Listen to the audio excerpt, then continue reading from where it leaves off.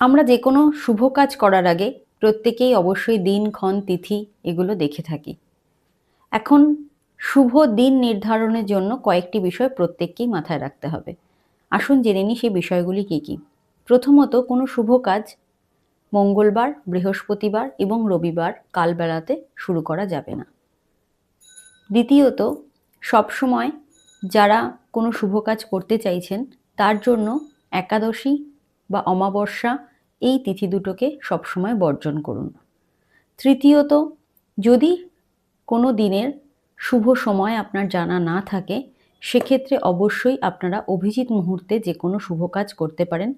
এখন প্রত্যেক দিন অভিজিৎ মুহূর্ত দুপুরবেলা 12টা 15 মিনিট আগে এবং 12টা বেজে 15 মিনিট পর পর্যন্ত অভিজিৎ মুহূর্ত থাকে। এই সময়টায় যে কোনো শুভ কাজ করতে পারেন। যারা গাড়ি কিনতে চাইছেন তারা অবশ্যই অশ্বিনী নক্ষত্রে গাড়ি কেনার চেষ্টা করুন। মাসে একবার অশ্বিনী নক্ষত্র অবশ্যই থাকে। এবং যারা বাড়ি কিনতে চাইছেন তারা অবশ্যই পুষ্যা নক্ষত্রে বাড়ি কেনার চেষ্টা করুন বা বাড়ি রেজিস্ট্রেশন করার চেষ্টা করুন।